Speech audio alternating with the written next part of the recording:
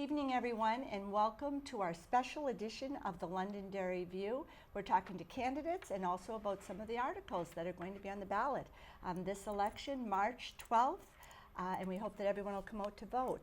Next, we have with us Amanda Longo, who is running for the town clerk position. And Amanda, tell us a little bit about yourself, why you're running. Hi, so I'm obviously Amanda. I've lived in town since 2014. We moved here after my husband got out of the Army. My brother actually had landed here first and had told us all about Londonderry and how much he had loved it. So we thought, why not take a look? And we're very glad we landed here. We have really engrossed ourselves in the community from the jump. So we have 3 small kids. My twins are in 1st grade and my oldest is in 4th grade, all girls. So it's a party. So we're very active in the sports and programs in town and doing all sorts of things with the schools. I have volunteered on a few committees for the school district, and so when, looking at opportunities to try and get involved, thought maybe I'll just try town clerk. Some people might notice I don't have a Facebook page. Excuse me, sorry. I don't have a Facebook page and I don't have signs. That's really outside of the realm of who I am. So that this is a good opportunity. It's a little more who I am to kind of have a casual conversation. Quite honestly, I've seen the road signs and been like, oh, those signs. So I thought it'd be a little hypocritical of me to go out and buy signs too. And then I'm just not really big on Facebook because I don't have much of a heavy presence on there. Everything I do flows from Instagram. So I thought this was a good way to get my name out there and just say hey to anybody who wants to get to know who I am. I currently work for a human resources company that contracts out to private small businesses. So we really cater to companies that are blue collar. So I'm out and around. Actually, a couple of people in our community are some of my clients. So it does give me an opportunity to kind of stay connected, but I was really looking for something more. I really wanted to serve. So serving our town and our taxpayers has just been something of a passion of mine.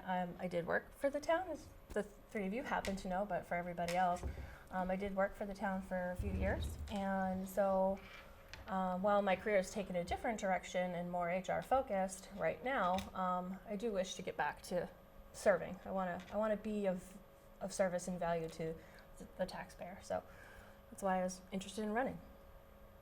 Okay, and you worked for the town? Yep, I was the payroll clerk for the town for a little bit. Oh, Yeah. okay.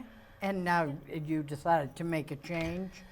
You didn't want to, where it's a town? Well, quite honestly, my wings were not really well stretched in the payroll clerk position.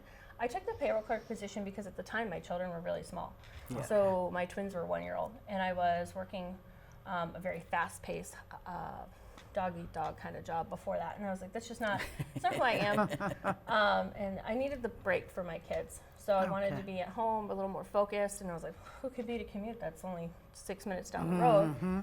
And I've always taken roles with companies that I found were something where I was giving back to something greater than myself. So I used to work for a health system because I felt like when people came to me with a question, while I was working directly with staff, those staff could then hopefully leave with me and go back to their work and have a smile on their face to then give a better patient experience. Same thing in the town. My hope was I'm not interacting with the taxpayer, but hopefully an employee could come to me and say, hey, I have this problem. I could hopefully look it up, give them the answer, fix it for them, and then they go back to work with a smile on their face. But honestly, the work is not challenging at all. And now that my kids are a little bit older, I thought maybe I'll take on a little bit more. I had kind of dabbled a little bit in the HR function with my position in the town just to help out.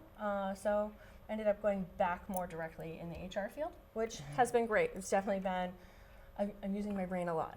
But it's also a remote job and the company I work for is incredible. And they're based locally. And they do permit flexibility in their work. So I could just call them up today and say, hey, I'm gonna reduce hours or I gotta do this. They're so accommodating to their staff and so supportive of their staff. So when I was thinking about, trying to run for a position, I was like, my company will totally support me in this kind of decision. So why not? why not be able to do a little bit of both? Serve my community and still have a little bit of my wings stretched, you know? So in other words, you do both positions? Is Yeah, that 'cause- what you're saying? Yeah, because very fortunately, my current position, I can do late nights, after hours, those Oh, kinds I of see. things, which is really great for the family. So even this week with school vacation week, I've been able to be at McIntyre Ski Area. Yeah. You know, when my kids, when I my kids are forgot it's skiing. school vacation. That's I right. know, Yeah. it's school vacation, yeah. So, Yeah. but I'm not serving my community to the full capacity that I wish I could be. So that's really, just kind of felt that like hole in my heart where I really wanted to do more. So, you know, and As far as the part like with I know a lot of the clerk position is politics stuff as far as the voting stuff like that. How does that kind of work into your realm? You know what I mean? yeah, no, and that's the part's the hardest for me. 'Cause, Yeah. like I don't see the clerk position as it's nonpartisan. So Yeah. at the end of the day, I don't really think it should be. No. You know, I don't have an agenda. I think there are a lot of people who've been like, she doesn't have a Facebook page, she's got an agenda. Or, you know, like we, you know, I honest to God don't. Because it's a nonpartisan position. It's fact-based, it's based by law. So Yeah. everything that you do is governed by Exactly. IRSA. Exactly. It's almost. Which, you know, that's one thing I like about the job that I do now is I'm very well versed in employment law, Yeah. you know, with the work that I do, being in HR. And so a lot of my work is also, I mean, a lot of the work I do is black and white. The law is this is what should be done. But there are obviously shades of gray too.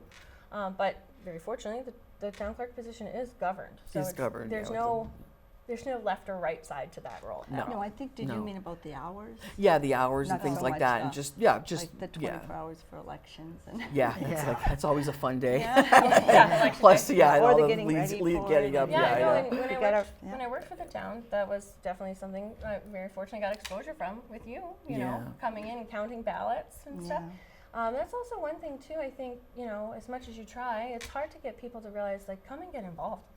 Just Yeah. do something to be involved in your Yeah. community. Come watch the ballot counting. If you have questions, be there. Yeah. You know, there's so many people sit at home behind their keyboards and don't often do the next step to get involved and come see things or just put your name on a ballot. you And then know? they complain Yeah. after the fact that then they didn't even do anything to Yeah, vote exactly. or whatever. Yeah, Oh, absolutely true. yeah. So See, that's, you know? yeah. put your name on a ballot. But it would be come like, to a meeting.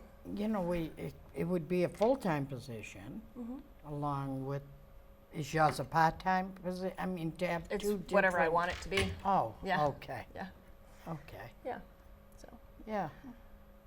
yeah, like today, I'll do work after the kids go to bed after 8 o'clock. Yeah, Because I'm very fortunate for the company that I work for that I have the flexibility to create whatever schedule I want. So I see. yeah, so it's like I have the bandwidth, I have the capacity to Full-time To and do- part-time, that's good. yeah. Do it. They're really it's a great gig, but we're not here to talk about that one. Yeah, I know. Exactly. Well, fun. Okay, well, now we're down to our, She's- down That's to Bonnie's, the hour. Yeah, that you have to wrap it Her up. wrap up, yeah. and tell them, you know, something, if anything you want to add. So Get out and vote and do all that good yeah, stuff. definitely. I think everybody, regardless of how you feel, what side of the lawn you sit on, go out and vote March 12th. It's very important. I think we see so many people show up to our presidential elections or the primaries, and it's kind of pitiful to see the turnout, honestly, when it comes to the town election. What is it? Barely a third of people that actually vote for the presidential come for the town Yeah, elections, and that's we'll what's get really going to hit you. 16,000 for the presidential, maybe more, 10,000 for the primaries, and then for our town election, we're hoping for 3,000 or 4,000, and we Yeah. should have 8,000, 10,000, or Yeah. or 15 or 16. would be nice. So as Amanda said, Yeah. speak with your feet, come on out Yeah. and vote. Yeah. And you know that's why we're here trying to promote the good things that are going on, Yeah. and yeah. Very good.